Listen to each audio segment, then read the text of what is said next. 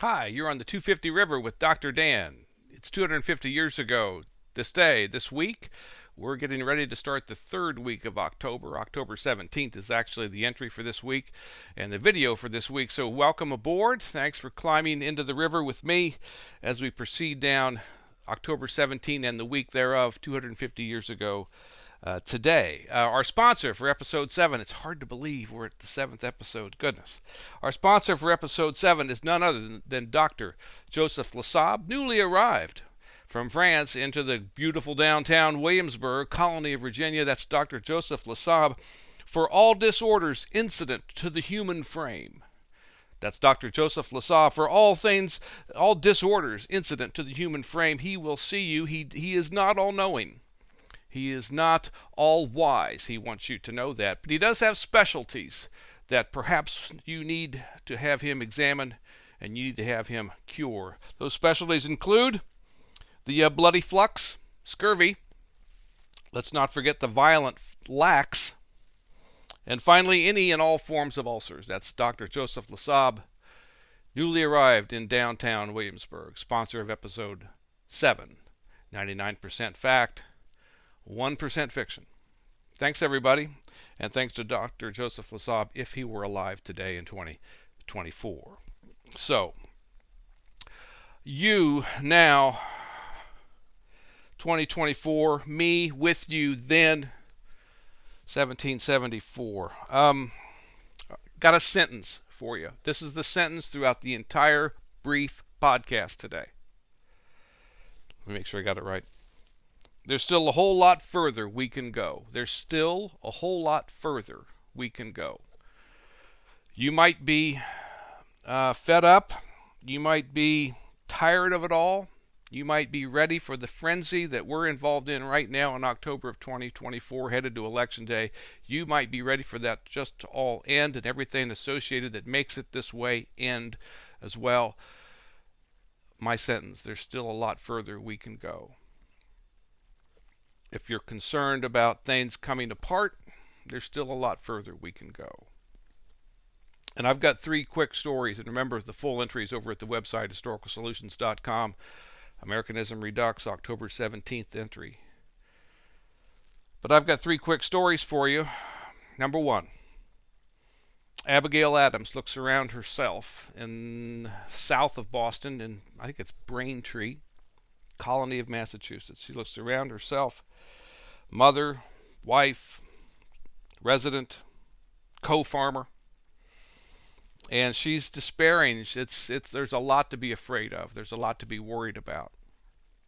At the same time, she's absolutely ecstatic at the quality of the protest and what it means and what it represents.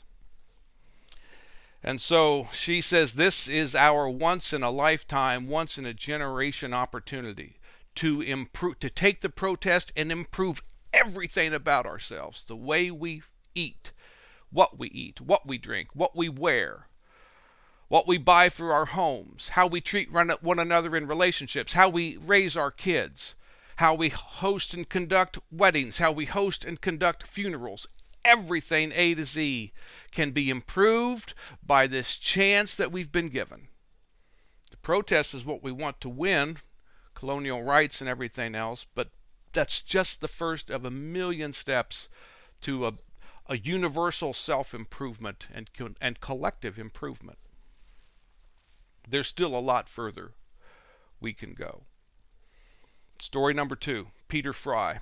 Same colony, Massachusetts, except he's north of Boston and Salem, I believe it is. And Peter Fry today is kind of kicking the boards at his home, because on the boards there's black scars, there's charred remains.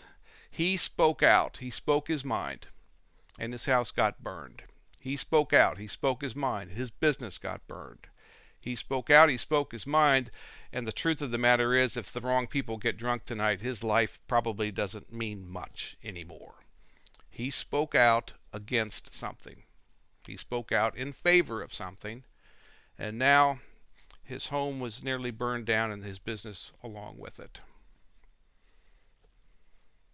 There's still a lot further we can go. Story number 3. The Congress is in its 6th week in Philadelphia. Remember the Congress? We've talked about it. The Congress that everybody thought, who's on the pro-colonial side, everybody, let's get this Congress of delegates together. The colonies will send their delegates, and they'll sort out what to do. They're in their 6th week, and they're in at each other's throats in a debate about what to do. They've got one thing in mind. It's the economic boycott. We've talked about that before. We're going to cut off our trade with England, and that'll punish them, and that'll bring them to the table to negotiate the removal or the modification or some doggone thing about the coercive acts that we're all collectively against. But here's what we're debating on the 6th week in the Congress in Philadelphia. By the way, they vote by colony, so there's 12 votes cast along the following theme. Parliament has the right to regulate trade. We can't get to the economic boycott until we settle down on what we collectively believe about this. Parliament has the right to regulate trade in the colonies. 5 colonies vote yes. 5 colonies vote no. 2 colonies can't even get to a point of agreement as to whether to vote yes or no, and one of those 2 colonies is Massachusetts, for Pete's sakes. The colony out of which everything has flowed in terms of the colonial protest, out of which everything has exploded in terms of the Boston Tea Party and the implications that led to the coercive acts and everything else, and they can't even decide, are we yes or no? 5 yes, 5 no, 2 can't even come to an agreement on yes or no. That's division. That's deadlock. That's a lack of consensus. And I suppose we'll even roll up that's bitter partisanship. There's still a whole lot further we can go. So that's our October 17th, 250 years ago. The 250 River. That's what they're dealing with in 1774. And so for us today, I know we've got, as I said before, a lot of folks are rightfully tired out, ready for this to end, ready to get to the bottom of the valley so we can stop going lower and then start climbing uphill and start going higher, back up to the mountaintop. But we're not at the bottom of the valley yet. There's still a whole lot further we can go. That's not a happy thought, but it's a real thought. From me, Dr. Dan Miller on the 250 River. Thank you so much, and I'll see you next time.